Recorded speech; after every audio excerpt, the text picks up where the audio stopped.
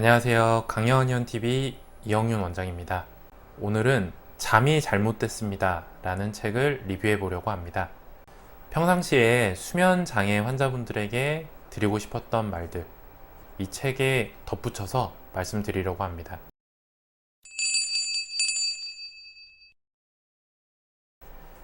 이 책의 제목 번역인 잠이 잘못됐습니다는 의역입니다. 원제는 Mystery of Sleep인데요. 잠의 미스터리라고 할 수 있겠죠. 아마 제가 전편에 리뷰했던 식사가 잘못됐습니다 라는 책이 성공하면서 그 시리즈처럼 보이기 위해서 이렇게 의역을 한 것 같습니다. 우리가 보통 수면 장애라고 하면은 불면증은 가장 먼저 떠올립니다. 졸리거나 잠이 잘 안 오는 게 수면 장애의 유일한 증상은 아닙니다. 예를 들면 환자분이 기운이 자꾸 없다고 하는데 실제로는 너무 졸릴 때 아침에 기운이 없다 라고 표현하는 경우가 있습니다. 그 외에도 수면 중에 이상 행동은 악몽, 비슷한 내용의 꿈을 반복적으로 꾸게 된다.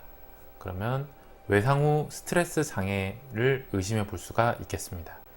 특히 그 꿈이 폭력적인 경향이 있을 때 더욱 그렇습니다. 그리고 꿈에 대한 신체적인 반응을 나타낼 때 꿈속 장면을 몸으로 표현하는 분들이 계십니다. 예를 들면 주먹질을 한다든지 발길질을 한다든지. 이는 렘 수면 행동 장애 증상의 일종으로 반드시 치료가 필요한 증상이십니다. 그리고 주무시는 동안 과도하게 움직이는 분들도 계시는데요. 이는 모두 운동 장애 증상입니다. 한치도 가만히 있지를 못하고 엎치락 뒤치락 하시는 분들 많으시죠. 그리고 가장 흔한 코골이 같은 경우에 코를 고시는 분의 호흡기의 문제도 치료를 해야겠지만 그 코를 고시는 분 때문에 잠을 못 주무시는 가족이나 배우자가 있을 수 있겠습니다. 이럴 경우는 책에서는 분리 수면을 하실 것을 권유하고 있습니다. 코를 고는 사람보다 코 고는 소리를 듣는 사람의 수면 장애가 더 심각해지기 때문입니다. 그리고 코골이가 있으신 분들은 수면제를 드시면 증상이 더 심해질 수 있고요. 알코올을 드시면 코골이가 역시 더 심해집니다. 과체중도 지방이 기도를 압박하면서 코골이를 더 심하게 만들 수 있습니다. 일단 체중 감량을 시도하는 게 중요하겠죠.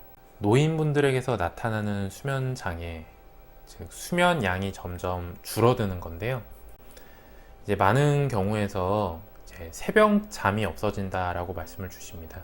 근데 이제 많은 경우에 체온이 유지되지 않으면서 체온이 일정 수준 이하로 내려가면은 뇌가 위급한 상황이라고 인지를 하고 뇌를 깨웁니다. 그러면서 잠이 깨는 각성 상태가 나타나는데요. 이럴 때 체온을 유지하도록 도와주는 보약계통의 한약을 처방했을 때 호전이 되는 케이스가 많이 있었습니다. 또 환자분들 중에 내가 잠을 잘 못 잔다 라고 하시는데 실제로는 잠을 잘 못 자는 게 아닌 경우도 있습니다. 생체 시계가 너무 앞당겨져 있거나 아니면은 너무 뒤로 미뤄져 있어서 자는 시간이 앞당겨져 있거나 뒤로 미뤄져 있는 그런 경우도 있습니다. 실제로는 불면증이 아닌 것이죠.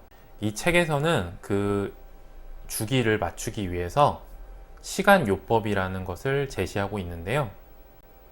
이틀마다 2시간씩 자는 시간을 미루는 겁니다. 이렇게 미루다 보면 어느 순간 본인이 원하는 시간에 잠을 잘 수 있게 되는 거죠. 대신 반드시 치료를 필요로 하는 경우도 있는데요. 잠을 대중 없이 주무시는 분들입니다. 아무 때나 자고 아무 때나 또 자고. 그렇다면 적당한 수면 시간은 몇 시간이라고 할 수 있을까요? 성인 기준으로는 하루 7시간에서 9시간을 주무시는 게 좋습니다. 만약 내가 5시간 이하나 아니면 10시간 이상 잠을 주무신다면 내원하셔서 상담을 받아보시는 것이 좋습니다. 이 책에서 다루는 내용 중에 가장 본질적인 내용, 잠은 도대체 왜 자야 되느냐라는 내용이 있습니다. 사실 아직까지 잠을 왜 자야 하는지 명확하게 밝혀져 있지는 않습니다. 하지만 이제 잠의 단계마다 어떤 작용을 하는지에 대해서는 어느 정도 밝혀져 있는데요. 우리가 깊게 잘 때 발생되는 서파, 수면은 원기를 회복한 느낌을 줍니다. 그리고 렘 수면은 기억을 장기 기억으로 전환하는 것. 그러니까 우리가 공부를 하면 공부한 내용이 머릿속에 기억되도록 하는 게 렘 수면 기간 동안 이루어진다는 얘기죠. 아무리 공부를 열심히 해도 수면을 취하지 않으면 장기 기억으로 저장되기 어렵다는 얘기입니다. 특정 질병에 의해서 수면이 방해받기도 하는데요. 이 중에서 저희 한의원에 많이 내원하시는 질병들을 골라봤습니다. 첫 번째는 PMS, 즉 월경전 증후군입니다. 두 번째는 갱년기 증후군입니다. 세 번째는 비만, 과체중입니다. 네 번째는 하지불안 증후군입니다. 하지불안 증후군은 잠을 잘 때 다리를 계속 움직이고 싶은 욕구가 드는 증상을 보이는데요. 철분이나 엽산제를 먹으면 완화가 되는 경우가 많고, 만약 철분제나 엽산제도 완화가 되지 않으면 내원하셔서 치료 받으시기를 권유드립니다. 한약 치료로 호전된 경우가 있었습니다. 이 책에도 등장하는 수면에 도움이 되는 집에서 할 수 있는 행동들이 있는데요. 첫 번째는 수면 일지를 작성하는 겁니다. 취침 시간이 규칙적인지, 잠에 드는데 시간이 얼마나 걸리는지, 자다가 몇 번이나 깼는지, 술을 먹지는 않았는지, 이런 것들을 스스로 기록해 보는 거죠. 두 번째, 과다한 운동은 하지 않는 것이 좋습니다. 운동을 하면 피곤하니까 잠이 쉽게 들 거라고 생각하겠지만, 운동한 후에 활력이 증가하면서 잠을 방해하는 경우도 많습니다.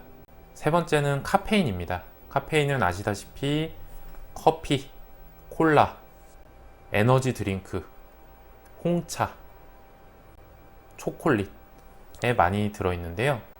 카페인이 우리 몸에서 분해되는 데는 9시간에서 12시간 정도가 걸립니다. 카페인에 대한 의존증이 있으신 경우에는 시간을 두고 천천히 줄여가시는 것이 좋습니다. 알코올, 술도 마치 잠에 잘 들게 하는 것 같지만 수면 중간에 깨도록 만듦으로 수면을 방해하는 요소가 됩니다. 담배에 들어있는 니코틴도 역시 수면을 방해합니다. 그리고 수면에 불필요한 자극을 통제해주는 것도 중요합니다. 예를 들면 TV 보기, 핸드폰 보기. 환자분들이 나는 TV를 보지 않으면 잠이 안 온다 라고 하시면서 TV를 도저히 못 끊겠다 하시는 경우가 많습니다. 근데 TV를 보시면 뇌가 흥분하고 각성하기 때문에 당연히 수면을 방해하게 됩니다. 어쩔 수 없이 TV를 보셔야 되는 경우에는 침실 밖에서 보셔서 수면이라는 행동과 분리해서 우리 뇌가 인식할 수 있도록 해주는 것이 좋습니다. 그리고 잠자리에 들었는데 잠이 오지 않으시면은 한 30분 정도 시도해 보시다가 침대를 일어나서 다시 나오시는 것이 좋습니다. 나와서는 뇌를 자극하지 않는 지루한 행동을 하시다가 다시 졸리면 그때 다시 누우시는 것이 좋습니다. 그리고 내 스스로 잠이 오는 패턴을 만드시는 것이 좋습니다. 내가 자기 전에 샤워를 하고 어떤 음악을 듣고 잠에 든다. 이런 패턴을 만들어서 우리 몸이 이것을 취침 신호로 받아들일 수 있게 패턴화 시키는 것이 중요합니다.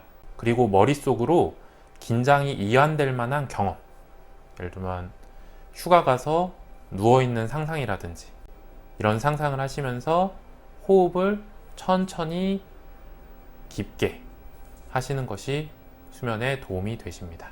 지금까지 제가 수면 장애를 진료하면서 환자분들께 원래 드리고 싶었던 말씀을 이 책에서 발췌해서 설명드렸습니다.